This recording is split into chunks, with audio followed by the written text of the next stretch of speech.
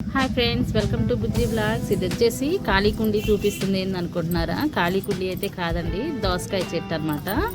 ఈ కుండీలో 1 మంత్ క్రితం నేనైతే దోసకాయ విత్తనాలు కూర చేస్తూ ఆ కిచెన్ వేస్ట్కి వచ్చిన మామూలుగా కట్ చేస్తుంటాం కదా దోసకాయలు, ఆ దోసకాయ విత్తనాలు తీసుకొచ్చి నేను ఈ కుండీలో అలా పోయటం జరిగిందండి. ఇందులో వచ్చేసి కనకాంబరం మొక్క ఉందనమాట. ఆ మొక్క ఎండిపోయింది.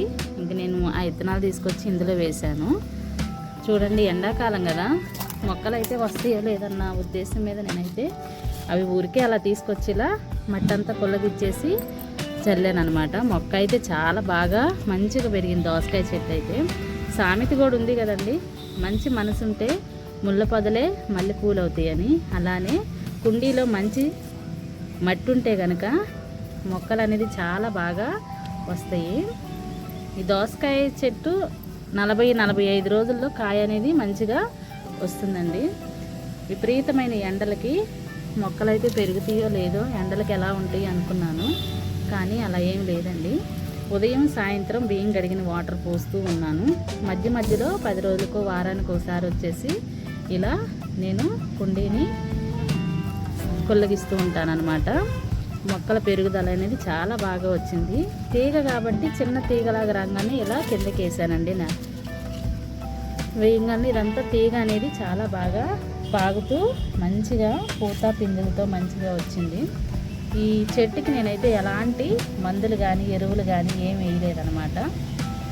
చాలా బాగా వచ్చింది. ఎందుకంటే దోసకాయ కూడా వచ్చింది. నేను అందుకే ఈ వీడియో తీసి మీకు చూపిస్తున్నాను.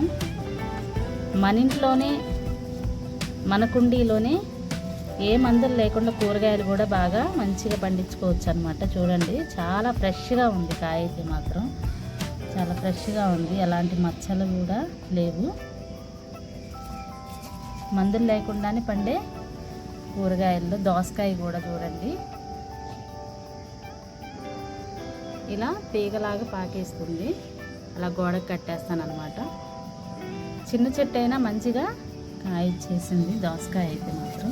నాకైతే చాలా సంతోషంగా ఉంది. ఏం లేదండి, ఉదయం సాయంత్రం మంచిగా టయానికి బియ్యం కడిగిన వాటర్ పోస్తూ, అవి సరిపోకపోతే మామూలు వాటర్ పోస్తూ, వాటర్ పోసి అలానే జల్లుతూ ఉండాలన్నమాట.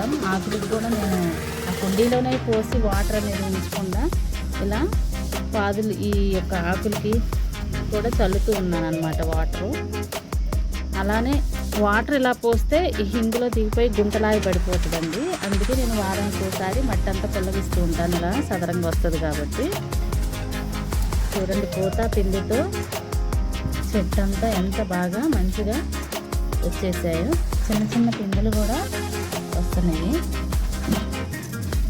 చెట్టంతా. వీడియో కనుక నచ్చితే లైక్ చేసి సబ్స్క్రైబ్ చేయండి.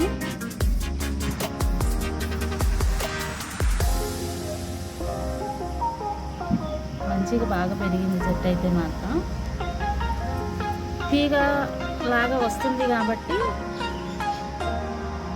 ఇవన్నీ జాగ్రత్తగా తీసేటప్పుడు, అలా లాగేటప్పుడు, వాటర్ పోసేటప్పుడు ఇవన్నీ చాలా జాగ్రత్తగా ఉండాలండి.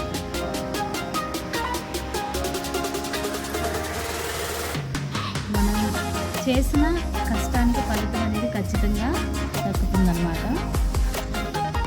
నేనైతే వస్తుందో రాదో అనుకున్నాను, కానీ చాలా బాగా మంచిగా ఫ్రెష్గా దోసకాయ అయితే వచ్చిందండి. ఎలాంటి మందులు లేకుండా పండించిన దోసకాయ అన్నమాట. కుండీల్లో కూడా దోసకాయ వస్తుందని నేనైతే అనుకోలేదు. ఖచ్చితంగా దోసకాయ అయితే వచ్చింది. అలానే వంకాయలన్నీ ఇంతకుముందు వీడియో కూడా అప్లోడ్ చేశాను. చాలా ఫ్రెష్గా ఉన్నాయి వంకాయలు అయితే మాత్రం. ఇంక ఈ వంకాయలు అయితే కట్ చేయొచ్చు. బియ్యం కడిగిన వాటర్, మామూలు వాటర్ పోస్తూనే నేను ఈ యొక్క కుండీలో వంకాయలు అనేది అలానే దోసకాయ అనేది రావటం జరిగిందండి. వీడియో కనుక నచ్చితే లైక్ చేయండి. Thank you.